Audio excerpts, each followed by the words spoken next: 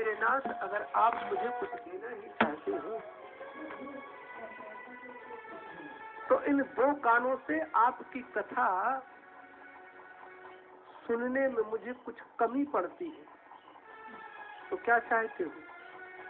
तब ये पृथु महाराज कहते कि ये मेरे 10,000 कान हो जाएं, मेरे शरीर में 10,000 कान दे दीजिए। क्यों? क्योंकि आपकी कथा सुनता रहूं, सुनता रहूं, सुनता रहूं, सुनता रहूं और मेरा मन भरे नहीं। कैसे? जिनके श्रवण समुद्र समाना, जिनके श्रवण समुद्र समाना, जिनके श्रवण समुद्र समाना, जिनके श्रवण समुद्र समाना। कथा तुम्हारी सुभग करिना गाना, कथा तुम्हारी सुभग करिना गाना, हरहि निरंतर होए न पूरे, हरहि निरंतर होए न पूरे, इनके हृदय रहूं सुरूरे,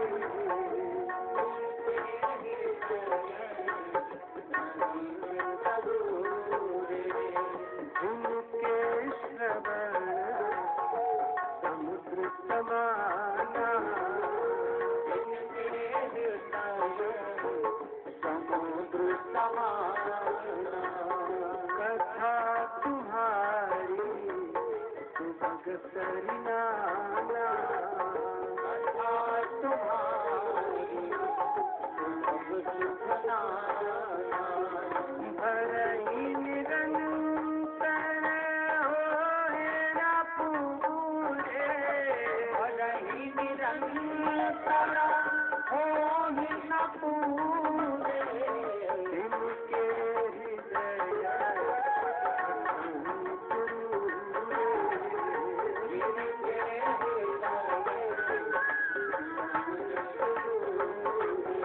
हे मेरे नाथ अगर आप मुझे कुछ लेना ही चाहते तो मेरे इन दो कानों में 10,000 कानों की क्षमता देना। क्योंकि आज महाराज लोग बड़े पढ़े लिखे हो गए, कभी अजब गजब प्रश्न पूछा करते कि महाराज शास्त्र में लिखा हुआ है कि पृथु महाराज ने 10,000 कान मांग लिए, तो हाँ मांग लिए। तो कभी कभी लड़के लोग प्रश्न कर देते हैं तो महाराज 10,000 कान लगाने के लिए इतना स्पेस है कहाँ इस बॉडी में? तो थोड़ा समझना होगा कि 10,000 कान के लिए बॉडी में उतना स्पेस नहीं है। माने समाधि भाषा है कि दो कानों में 10,000 कानों की क्षमता दे देना। जैसे भीम को 10,000 हाथियों का बल था, तो 10,000 हाथियों के बराबर शरीर नहीं था, लेकिन उसके शरीर में उतना बल था। तो वैसे ही पृथु महाराज के इन दो कानों में 10,000 कानों की क्षमता आ जाए, ऐसा पृथु महाराज ने भगवान से प्रार्थना की कि हे भगवान अगर आप मुझे देना चाहते हैं तो बस ऐसा दीजिए कि नित्य निरंतर एक क्षण भी ना छूटे, मैं आपकी कथा सुनता रहूं, सुनता रहूं, सुनता रहूं। यूं भगवान ने तथास्तु कहा और भगवान अंतर्धान हुए। और यहाँ मेरा मन मत वाला यूं प्रसन्नता से भर के महाराज ये पृथु महाराज भगवान का गुणगान गाते हैं कि हे भगवान बस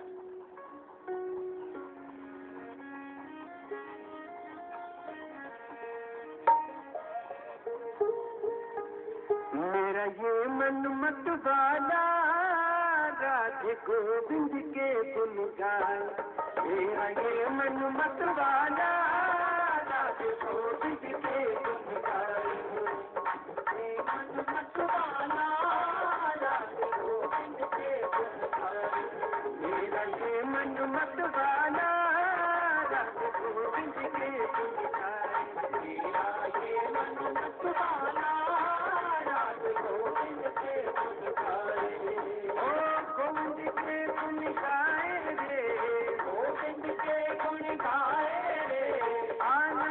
खुशी मनाए रे, आनंद खुशी मनाए रे, ये मन मत वाला गोविंद के गुण गाए, ये मन मत वाला राज गोविंद के गुण गाए। ओम नमो भगवते वासुदेवाय, ओम नमो भगवते वासुदेवाय, ओम नमो भगवते वासुदेवाय, ओम नमो भगवते वासुदेवाय। ये मन मत वाला राज गोविंद के गाए, ये मन मत वाला राज गोविंद के गुण गाए, ये मन मत वाला राज गोविंद के गुण गाए।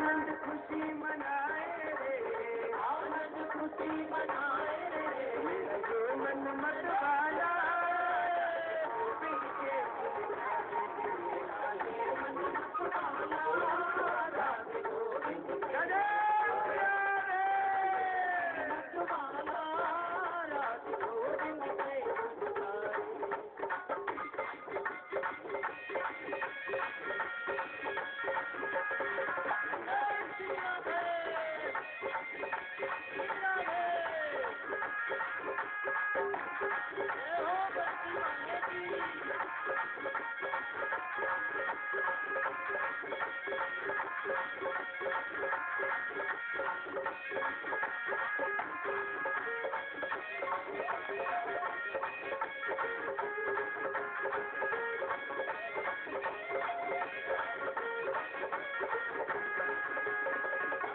सुदामा के हरि प्यारे, सुदामा के हरि प्यारे, हो द्रौपदी लाज संभाले, हो द्रौपदी लाज संभाले। इसने गिन गिन पापी तारे, इसने गिन गिन पापी तारे, इसने गिन गिन पापी तारे, गिन गिन पापी तारे। उसी तेरी राजा तेरा ये मन मत वाला, राधे को किसके बुलाए, तेरा ये मन मत वाला, राधे गोविंद के बुलाए। ओ गोविंद के गुण गाए रे, गोविंद के गुण गाए रे, ओ आनंद खुशी मनाए रे, आनंद खुशी मनाए रे। ये मन मत वाला, राधे गोविंद के बुलाए, तेरा ये मन मत वाला, राधे गोविंद के बुलाए, तेरा ये मन मत वाला, राधे गोविंद के बुलाए।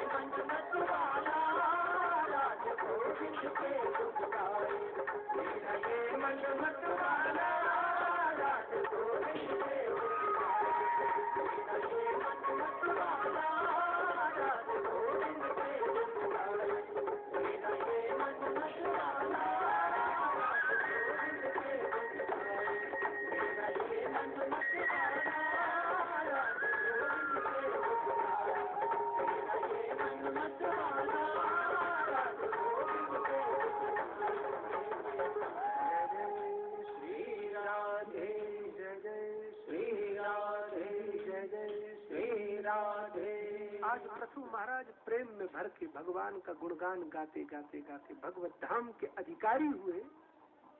आचार्य कहते हैं कि राजन पुरंजन का उपाख्यान सुनाया और दूसरे पुत्र प्रिय व्रत का वृतांत सुनाते हैं। तब महाराज परीक्षित कहते हैं कि भगवान हमने ये सुना था कि महाराज प्रिय व्रत गृहस्थ में आना नहीं चाहते थे।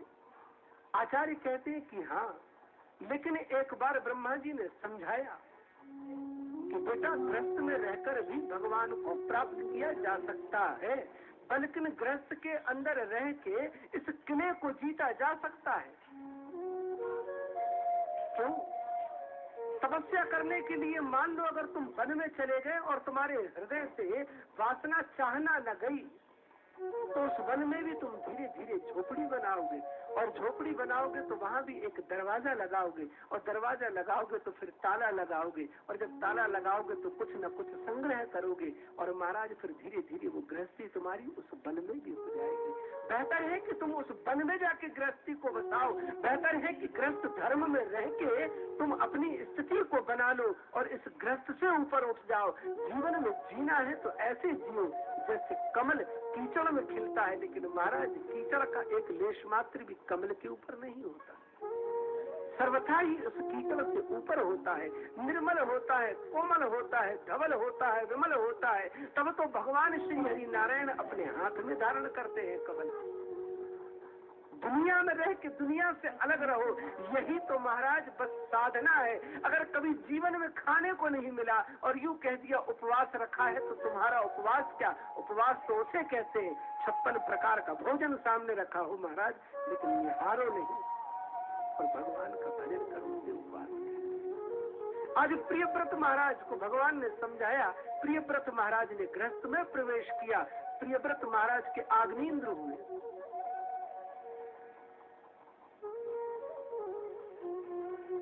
आग्नेन्द्र के हुए नाभि और नाभि के हुए ऋषभदेव। ऋषभ कहते हैं जो श्रेष्ठ होता है। ऋषभदेव महाराज की 100 संतानें हुई। अपने 100 संतानों को छोटे छोटे बालकों को बिठा के महाराज ऋषभदेव ज्ञान दे रहे। नायम देहो देवादां मृलोकी कष्टान् कामान् नरहते विदुभुजान् तपो दिव्यं पुत्रकायेन सत्वं शुद्धये तस्मात् ब्रह्म सौख्यं सनन्तम्।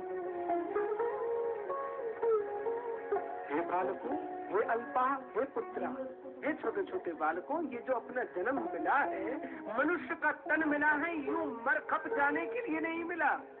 नायम देहो देह भाजाम मृलोके, इस शरीर को तपाओ, ये तपाने के लिए मिला है। तप से क्या होगा? शुद्ध ही तस्मात् ब्रह्म सौख्यम स्वनंतम, वो परम ब्रह्म की अनुभूति हो जाएगी तुम्हें। क्यों? संसार का ये जो सुख भोग है, ये महाराज कुकुर शुकुर को भी प्राप्त है। आहार भय मैथुन निद्रा पशु भी नराणा, ये तो पशुओं को भी मिल रहा है। जिसका जन्म हुआ है महाराज, उसे आहार मिलता है, निद्रा मिलती है, भय मिलती है, भोग मिलता है, तब तो सृष्टि का यूं क्रम चल ही रहा है। लेकिन मनुष्य हो के अगर विवेकी ना हुआ तो महाराज चाहे रावण के जैसा क्यों ना बलशाली हो जाए, रावण के जैसा क्यों ना ज्ञानवान हो जाए, लेकिन महाराज समाज में कोई कीमत नहीं है। जब अंगद ने समझाया, अरे रावण, कौल काम वश कृपन विमूढ़ा, अति दरिद्र अजसी अति बूढ़ा, सदा रोग बस संतत क्रोधी, विष्णु विमुख हरि संत विरोधी, तनु पोषक अग्निंदक खानी, शव समान ये 14 प्राणी। ये 14 प्राणी मरे हुए के समान है, जिसमें से 14 के 14 अवगुण है रावण तेरे अंदर। इनके बधे न, तुम्हारे जैसे पापियों का वध करने से कोई मुझे बहुत ज्यादा पुरस्कार नहीं मिलने वाला। क्यों? तुम तो वैसे ही मरे हुए हो, मरे हुए को क्या मारना। समाज में अंगद महाराज कहते हैं कि 14 प्रकार के प्राणी जो होते हैं, ये मरे हुए के समान है। कौन से? कौल, जो कुल की मर्यादा के विरुद्ध चलने वाले, कुल की मर्यादा को मेटने वाले, कुमार्ग पे चलने वाले, कामवश, सदा काम के दास, वासनाओं के दास हैं, जो मरे हुए के समान है, जो कृपण है, कंजूस है। एक पैसा महाराज निकलता नहीं, कभी किसी के भलाई के लिए हाथ उठता नहीं, मरे हुए के समान है, विमूढ़ है, मूर्ख है, मरे हुए के समान है। अति दरिद्र, अति दरिद्र व्यक्ति क्या करेगा? अपना पेट भरने की समर्थ ही नहीं, दूसरे का भला क्या करेगा। शास्त्र अंगत कहते हैं कि मरे हुए के समान है। अजसी आलसी व्यक्ति, आलसी व्यक्ति ना तो अपना भला कर सकता है ना कभी दूसरे का भला कर सकता है। आलसी व्यक्तियों से बड़ी बड़ी बातें करवा लो महाराज। बोले भैया सुबह 4 बजे हमारी ट्रेन है, उठा दीजिएगा। चिंता ना कीजिए महाराज, आपको 3:30 बजे जगा देंगे हम। वो स्वयं 9 बजे सो के उठता है, 3:30 बजे क्या खाक जगाएगा महाराज को। और महाराज भी उसके चक्कर में आ गए तो महाराज गाड़ी छूट गई। अजसी आलसी आदमी कभी किसी का भला नहीं कर सकता। अंगद महाराज कहते हैं कि मरे हुए के समान है। अति बूढ़ा, अति बूढ़ हो गया, शरीर में क्षमता नहीं है, क्या करे। नाक पे मक्खी बैठी है महाराज, उड़ा नहीं सकते, ऐसी स्थिति आ गई, मरे हुए के समान है।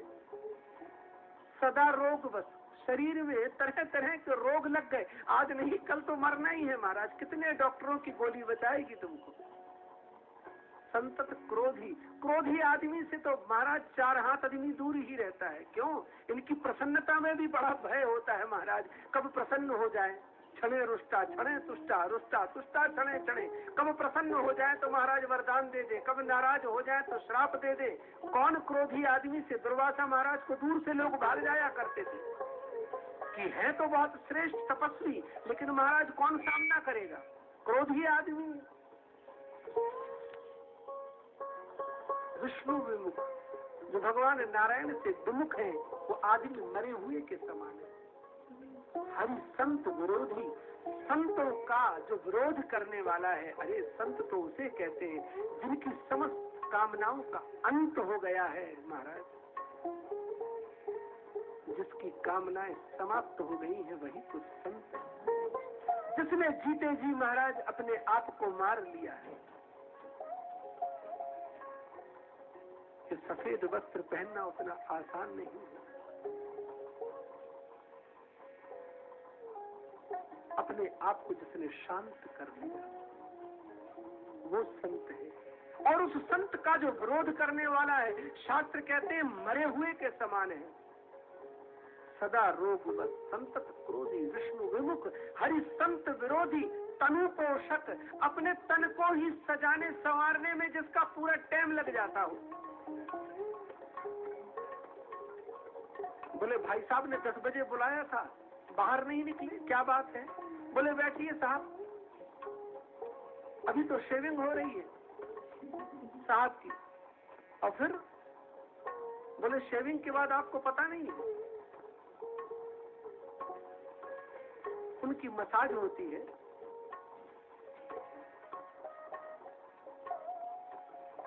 और बोले फिर उसके बाद महाराज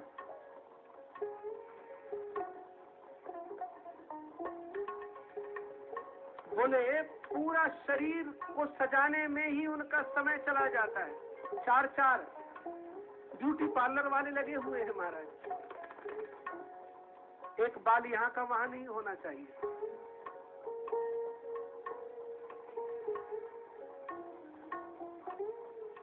रोज फेशियल हो रहा महाराज। तनु पोषक, अग्निंदक खानी, अपने शरीर को सजा संवारने में ही महाराज जिनका समय बर्बाद हो रहा। अंगद महाराज कहते हैं कि मरे हुए के समान है। अग कहते हैं पाप को,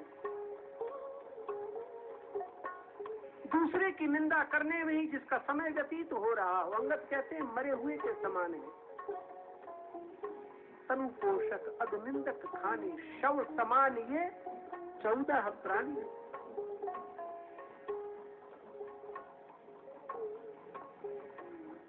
आज ऋषभ देव महाराज कहते हैं कि बाल को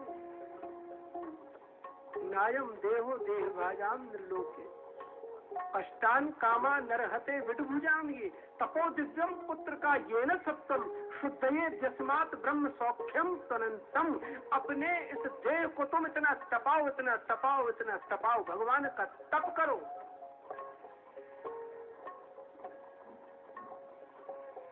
जीते जी तुम मुक्त हो जाओ।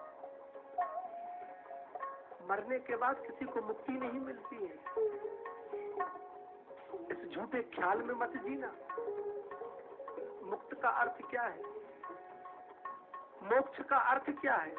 मोक्ष और मुक्ति का अर्थ यह है कि संसार की समस्त वासनाएं जीते जी काट के फेंक दो। पूरे जगत में तुम शून्य हो जाओ, किसी से कोई लेना देना नहीं तुम्हारा। अपने आप को शांत कर लो भीतर से। जिसने महाराज ऐसा कर लिया बस जीते जी मुक्त हो गया। 100 पुत्रों में से महाराज 81 पुत्र ब्राह्मण हुए, 9 पुत्र 9 द्वीपों के अधिपति हुए। पृथ्वी का पूरा राजपाट महाराज भरत ने संभाला। चौथेपन की जब स्थिति आई तब राज्य छोड़ के चले गए वन में तपस्या करने के लिए। गंडकी नदी के किनारे बैठ के श्री हरि का तप करते, ध्यान करते, भजन करते, मनन करते, चिंतन करते। सिंह के भय से भयभीत एक हिरनी जल में छलांग लगा बैठी और गर्भपात हो गया। शावक बह रहा है। राजा भरत की दृष्टि पड़ी, कहीं ऐसा ना हो कि ये बालक बह जाए, समाप्त हो जाए। दोनों बाहें फैलाई, हिरण के बालक को बाहर निकाल लिया। मन में विचार करते हैं कि इसकी माँ का तो स्वर्गवास हो गया, अब इसे पालूंगा पोसूंगा तो मैं, मेरे अलावा कोई दूसरी देखभाल करने वाला तो कोई है नहीं महाराज। तो बहुत प्रेम से इस बालक को पालते पोसते, अपने हाथ से कोमल कोमल दूध खिलाते और पुत्र पुत्र कह के पुकारते। इतनी आसक्ति इस हिरण के बालक में हुई। गए थे हरि को भजने के लिए, मिल गया हरि। जहाँ हरि नहीं वहाँ हरि। गए थे भगवान को पाने के लिए महाराज, मिल गई माया। याद रखिए, मोह सकल व्याधिन कर भूला। जीवन में जहाँ मोह है वहाँ आसक्ति है, और जहाँ आसक्ति है वहाँ बंधन है महाराज। और एक दिन ये हिरण का बालक अन्य हिरणों के साथ कहीं चला गया। हैरान परेशान ये भरत महाराज ढूंढते ढूंढते ढूंढते, कहाँ गया मेरा बच्चा, कहाँ गया मेरा लाल, कहाँ गया मेरा पुत्र, कहाँ मुझे छोड़ के चले गए, मुझसे क्या गलती हो गई, हे विधाता ये मुझसे क्या हो गया। यूं इतनी आसक्ति पागलों की तरह बन बन में घूमते और उस हिरण के बालक को ढूंढते भरत। लेकिन महाराज वो हिरण का बालक चला गया। यूं सोचते सोचते अंते यामती सागति महाराज, शरीर छूट गया और अगला जन्म कालिंजर प्रदेश में हिरण का मिला। 2 पैर से 4 पैर वाला बनना पड़ा। आसक्ति इतनी खराब चीज है। पूर्व जन्म का तप था तो याद था उन हिरणों के झुंड को छोड़ के ये हरिण फिर महाराज गंडकी नदी के किनारे जाके उस गंडकी का जल पीता, संत महात्माओं का सत्संग सुनता और उन्हीं की कुटिया के पीछे बैठ के भगवान का भजन करता और अपने आप को कोसता। मैं आया था हरि को भजने के लिए, बन गया हरिण। अरे ये कौन सी माया के बंधन में बंध के मैं इतना आसक्त हुआ कि मेरा जन्म बिगड़ गया। और अब की बार सावधानी के साथ बैठ के महाराज भगवान का भजन करता। देह छूटने का समय आया, आधी देह को बाहर आधा जल के अंदर रख के अपने प्राण छोड़ दिए। तीसरा जन्म हुआ अंगिरस गोत्र में ब्राह्मण के यहाँ। ये भरत इतना डरा हुआ है महाराज कि पिता पढ़ाते हैं कि बेटा बोलो ओम, तो बोलता ऐम। पिता बोलते बोलो बेटा काला, बोलता है सफेद। जो पिता पढ़ाते उल्टा ही पढ़ता है। हारे पिता पढ़ाए। पिता बहुत पढ़ाने का प्रयास करते हैं, लेकिन महाराज ये भरत है कि पढ़ता ही नहीं। नाम पड़ गया जड़ भरत। अरे तेरी बुद्धि तो जड़ है, तुम्हें कितना समझाते हैं, तुम्हारे दिमाग पे बैठती नहीं बात। यूं महाराज पिता इसी चिंता में चल बसे। भाइयों ने देखा कि काम न काज का दुश्मन अनाज का, जाओ जाके खेत की रखवाली करो। फसल तैयार हो गई है। जल भरत महाराज आके बैठ गए। खेत की रखवाली करने के लिए मन में विचार करते हैं, देखो तो सही, ये राम जी का खेत है, राम जी की चिड़िया है और राम जी की ही कृपा से इस खेत में अनाज हुआ है। मैं क्यों रोकूं इन चिड़ियाओं को खाने के लिए? ये पूरी सृष्टि तो भगवान ने अपने लिए बनाई है। मैं कौन होता हूँ इन्हें भूखा मारने वाला। तब तो महाराज खुला भंडारा मचा दिया। आज भंडारे का आह्वान कर दिया जल भरत ने, और लगे महाराज इन चिड़ियाओं को बुलाने के लिए।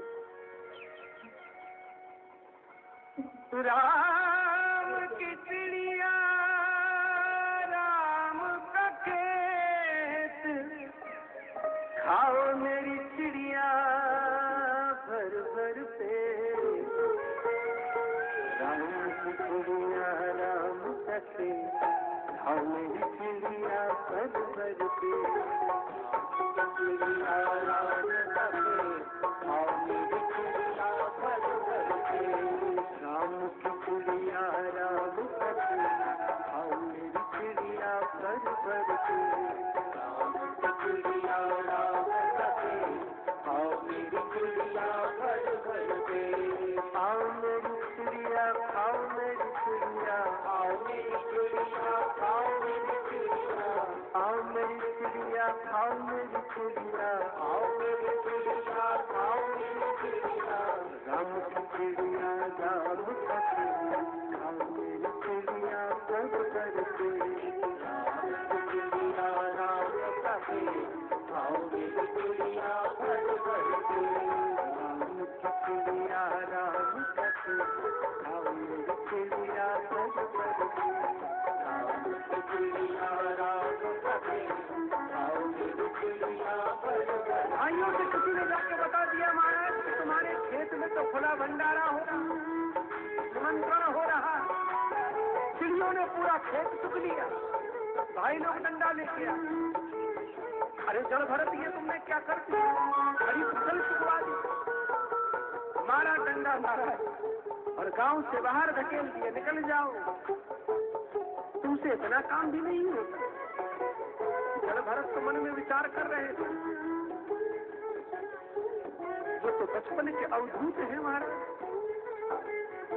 न जनेऊ न शिखा सूत्र, कोई भी कार्य ने मंजूर नहीं, कोई भी बंधन ने स्वीकार नहीं। ये तो चाहते थे कि बस मुझे निकाल दो, मुझे निष्कासित कर दो, मैं तो खुला रहना चाहता हूँ, भगवान का भजन करना चाहता हूँ। आज एक पेड़ के पास आके बैठ गए।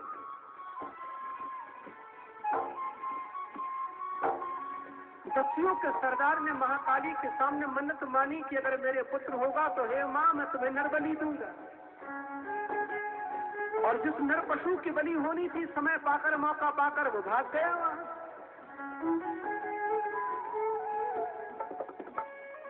अब इन डाकुओं ने मन में विचार किया कि अगर वो व्यक्ति भाग गया, कल तक वो व्यक्ति अगर पकड़ा नहीं जाएगा तो सरदार हमारी बलि दे देंगे, तो लगे किसी आदमी को ढूंढने के लिए। ये जड़ भरत बैठा हुआ था खेत में, पकड़ लिया, चलो। जड़ भरत कहते हैं कि कहाँ चलना है, चलो चलो चलो, हमारे सरदार ने तुम्हें बुलाया है, क्या करना होगा। बोले कुछ नहीं, तुम्हारी बलि देनी होगी। तो कहा दे देना बलि भाई। ये जल भरत महाराज भगवान का इतना बड़ा भक्त कि इससे डर नहीं लगता बलि से। क्यों? क्योंकि दुनिया में इसने अपने आप को इतना तपा लिया है कि ये भरत जानता है कि बलि हो नहीं सकती। ये आत्मा अजर अमर अविनाशी है, ये शरीर माटी है, तो बलि किसकी होगी? माटी की बलि हो नहीं सकती, आत्मा को कोई मार नहीं सकता, तो फिर बलि हो किसकी? यूं आज दस्युओं के सरदार ने जैसे ही महाकाली के सामने खड्ग खींचा और कहा कि एक ही प्रहार में मैं इसकी बलि दे दूं, अट्टहास करती हुई जगदम्बा प्रकट हो गई। बोलिए महाकाली माता की। दस्युओं के हाथ से सरदार से वो खड्ग छीन लिया और काट काट के इन डाकुओं को बिछा दिया। जगदम्बा ने, ये जगदम्बा है वहां।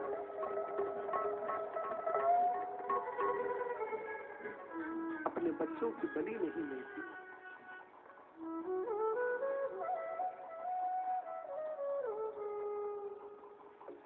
आज जड़ भरत माँ के सामने प्रार्थना करता है कि हे माँ, खबर मेरी लेना। हे माँ, मेरी रक्षा करने वाली तो आप ही हैं। जगदम्बा, जिसका हाथ तुम्हारे शीश पे हो उसे कौन मार सकता है? खबर मेरी लेना भवानी माँ, खबर मेरी लेना भवानी माँ, खबर मेरी लेना भवानी माँ, खबर मेरी लेना भवानी माँ, मेरी लेना भवानी माँ। वो बड़ी दूर से आशा लेकर, बड़ी दूर से आशा लेकर आया तेरे घर, खबर मेरी लेना भवानी माँ, खबर मेरी लेना भवानी माँ। वो बड़ी दूर से आशा लेकर, बड़ी दूर से आशा लेकर आया तेरे घर, खबर मेरी लेना भवानी माँ, खबर मेरी लेना भवानी माँ।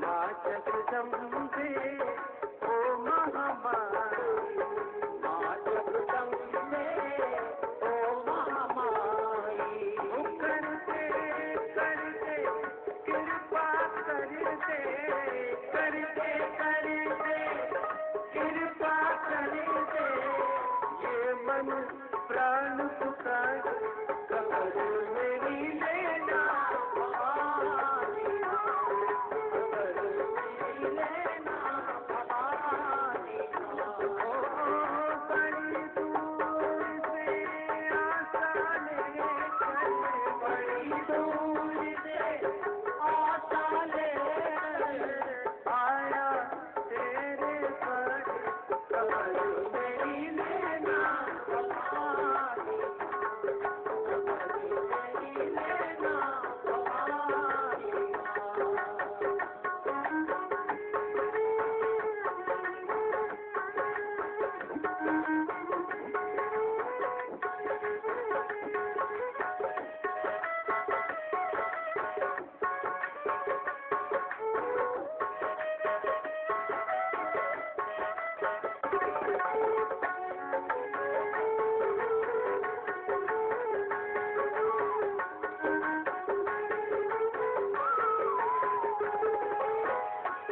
तुमने सब काज सवारे, माँ तुमने सब काज सवारे, तुमसे ही माँ जग उजियारे, तुमसे ही माँ जग उजियारे। ओ जानी दयानी माता रानी, जानी दयानी माता रानी, हम हैं साथ तिहारी, खबर मेरी लेना भवानी माँ, खबर मेरी लेना भवानी माँ। ओ बड़ी दूर से आशा लेकर, बड़ी दूर से आशा लेकर आया तेरे घर, खबर मेरी लेना भवानी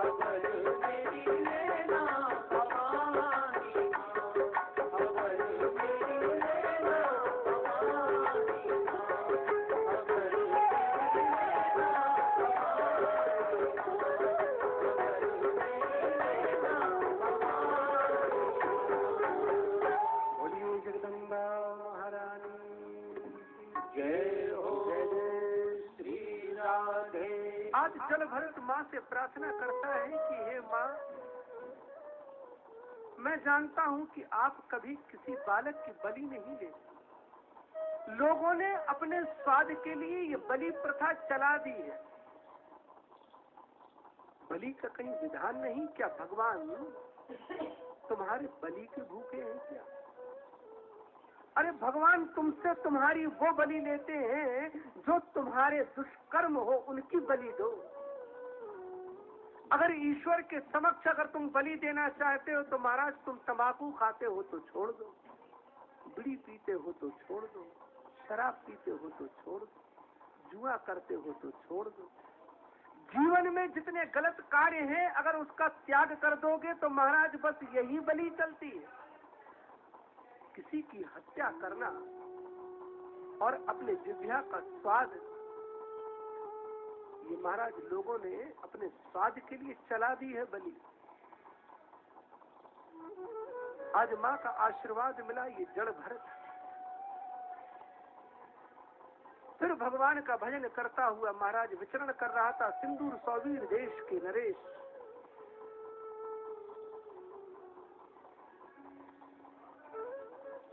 कपिल के पास जा रहे हैं ज्ञान के लिए। भगवान कपिल से ज्ञान अर्जित करूंगा। राजा रहुगण महाराज पालकी में बैठ के जा रहे हैं।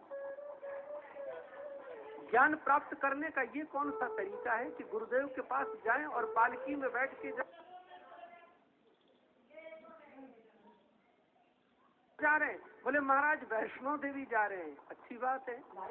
तो वैष्णो देवी में जाने के बाद महाराज वहाँ पालकी में बैठते हैं और उनका वजन होता है 120 किलो का, और उठाने वाले 4 महाराज उनकी कमर ढीली हो जाती है। हमने कहा भाई मेरे ये क्या कर रहे हो? बोले माता जी के दर्शन करने जा रहे हैं वैष्णो देवी के।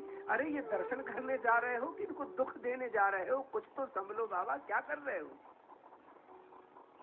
अरे वो भी तो आखिर मनुष्य हैं। तुम्हारे पास पैसा है ये बात ठीक है, लेकिन अपने सुख के लिए कम से कम दूसरे को दुख तो ना दो। राजा रहुगण महाराज को ज्ञान चाहिए, लेकिन ज्ञान प्राप्त करने के लिए भी सज धज के तैयार हो के सम्राट की तरह पालकी में बैठ के जा रहे हैं। तो क्या कभी ज्ञान मिलता है क्या?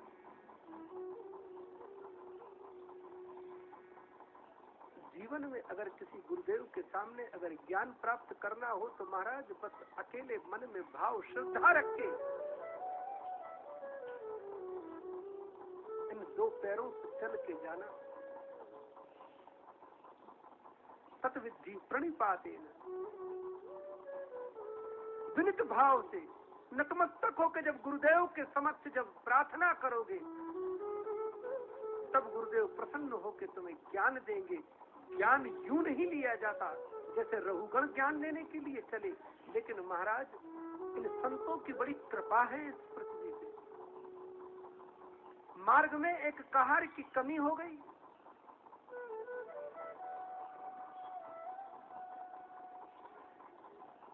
रहुगण के कहारों ने देखा कि एक हृष्ट पुष्ट व्यक्ति बैठा हुआ है। पहुंच गए जड़ भरत के पास कि चलिए हमारे राजा साहब ने बुलाया है। जड़ भरत है महाराज, कभी जीवन में ना करना सीखा ही नहीं, क्या करना है? बोले पालकी उठाना है। तो कहा पिछले बार आए थे बलि देने के लिए और अब की बार पालकी उठाने के लिए। कोई बात नहीं, पालकी उठा लेंगे, चलिए। अब पालकी उठाने का अभ्यास तो था नहीं बेचारे को।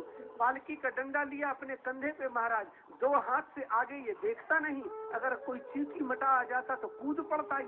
जैसे ही कूद पड़ता तो अंदर बैठे हुए राजा रहुगण का सिर पालकी से टकरा जाता है। जब 2-4 बार ऐसा हुआ तो इस रहुगण को बड़ा क्रोध हुआ कि ये पालकी कौन उठा रहा है, वो डार है। साध्वती क्रमत किमित विषम मुह्यते यान मिति, ये यान इतना विषम क्यों चल रहा है, क्या बात है, कौन कूद रहा है। अन्य कहारों ने कहा महाराज जो अभी अभी जिसको हमने नियुक्त किया है वो, उसको पालकी उठाने का अभ्यास है नहीं महाराज, वो कूद पड़ता है। अहो कष्टम, बड़े दुख की बात है भाई, थोड़ा संभल के प्रेम से चले। लेकिन ये जड़ भरत है महाराज, इसे तो किसी से कोई मतलब नहीं। और जैसे ही मार्ग में फिर कोई जीव पैर के नीचे आए उसके पहले फिर ये कूद जाए। अब की बार महाराज इनका पारा चढ़ गया। राजा रहुगण कहते हैं कि तुम्हें इतने बार समझाया, तुम्हारे दिमाग में क्या बात बैठती नहीं, तो क्या तुम क्या समझ रहे हो, मैं कोई अनाज या शक्कर की बोरी हूँ, मैं जीता जागता हुआ मनुष्य हूँ, मेरा सिर बार बार पालकी से टकरा जाता है, लगता है तुम्हारी चिकित्सा करनी पड़ेगी। जैसे यमराज पापी मनुष्य की दंड से चिकित्सा करते हैं, देखो तो सही कितने दुबले पतले हो, अकेले ही इस पालकी को ढो रहे हो। यूं जब कुछ बातें रहुगण ने की तो आज तक जड़ भरत महाराज ने किसी से बात नहीं की थी। आज पहली बार जड़ भरत महाराज ने मुंह खोला। क्यों? क्योंकि एक संत के मन में दया होती है। संत कहते कि जिसे एक बार मैंने अपने कंधे पे उठा लिया, अब इस जीव को मैं पतित नहीं होने दूंगा। जिसे एक बार संत उठा लेते हैं महाराज, फिर उसे भगवान के पास ही पहुंचा देते हैं। यही तो संतों की विशेषता है। आज जड़ भरत महाराज मुंह खोल पड़े। राजन, तुमने कहा कि मैं बहुत दुबला पतला हूँ। ये दुबला होना, पतला होना, मोटा होना, सूक्ष्म होना, स्थूल होना, ये तो शरीर का धर्म है, आत्मा का धर्म नहीं है। आत्मा तो सर्वथा शरीर से अलग है। और आपने कहा कि जैसे पापी मनुष्य की यमराज दंड से चिकित्सा करता है, आप मेरी चिकित्सा करेंगे तो आपकी चिकित्सा ठीक मेरे ऊपर वैसी लागू होगी जैसे किसी पिसे पिसाए को पीसना।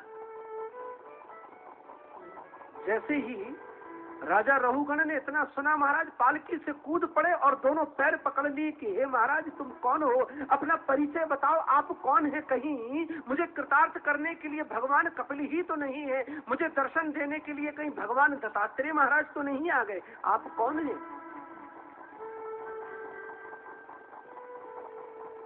अपना परिचय दिया। भगवान आपने कहा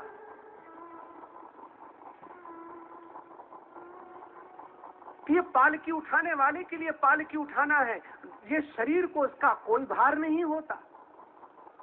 पृथ्वी के ऊपर चलते हुए मेरे पैर, पैर के ऊपर मेरे टहने, टहने के ऊपर मेरी जंघाएं, जंघाएं के ऊपर मेरी कटी, कटी के ऊपर मेरा वक्ष और मेरे कांधे पे रखा हुआ तेरा डंडा। हे राजन, मुझे कोई तुम्हारा भार नहीं लगता। लेकिन ये रहुगण कहता है कि जब हम युद्ध इत्यादि कर्मों में जाते हैं महाराज, तो शरीर के साथ साथ इस मन और आत्मा को थकान तो लगती है। तब हंस के कहते हैं जड़ भरत की वाह, रहुगण विद्वानों के जैसी बात करता है, लेकिन तू है एक नंबर का निरामूर्ख। आत्मा को भी कभी थकान लगती है क्या? आत्मा सर्वथा शरीर से अलग है।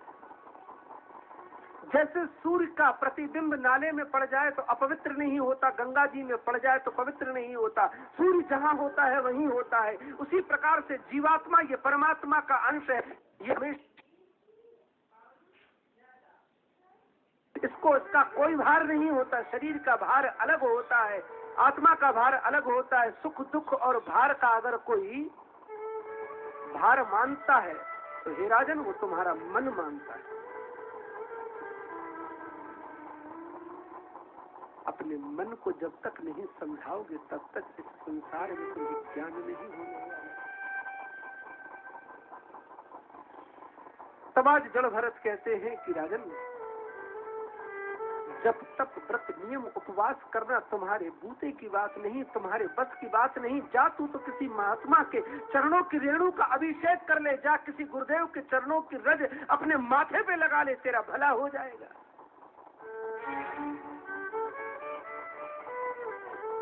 यूं आज जब ज्ञान सुना, राजा रहुगण बड़ी प्रसन्नता में भर के भगवान का वो नाम संकीर्तन करते हुए चला। श्री कृष्ण गोविंद हरे मुरारे, हे नाथ नारायण वासुदेव।